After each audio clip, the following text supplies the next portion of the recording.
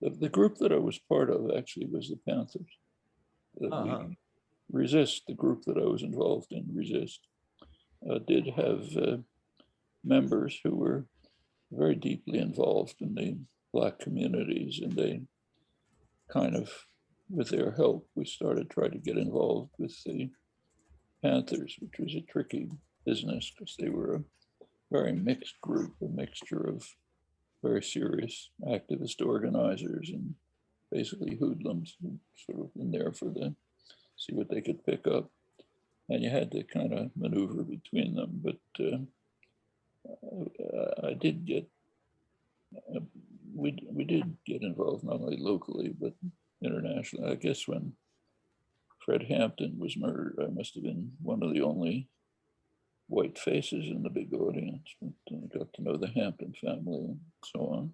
But so there were connections, but the sort of Woodstock style part of the movement I never was part of. I mean, my friends were, but I wasn't. One of And of course, by 68, just at the point where things were really picking up, it also started breaking up. Yeah. This was a very sad development.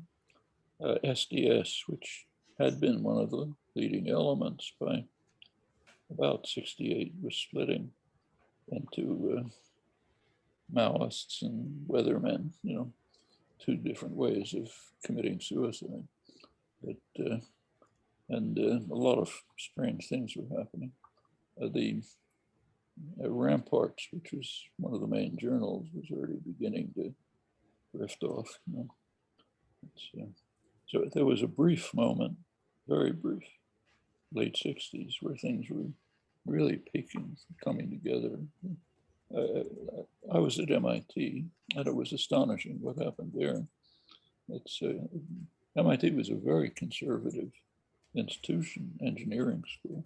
But there was a group of, first of all, there was activist faculty, many of them, like Salvaluria, European emigres from the older days, and other young faculty who were activists. Most of Resist was based at MIT. And among the student body, there was a very small group, half a dozen or so. Mike Albert, Steve Shalom, Pete Bomer, a lot of people are very active since. And they managed, amazingly, to somehow radicalize the student body. Ended up being the most radical campus in the country, literally. Mike Albert was elected student president in 1968 on a program so radical you could barely repeat it.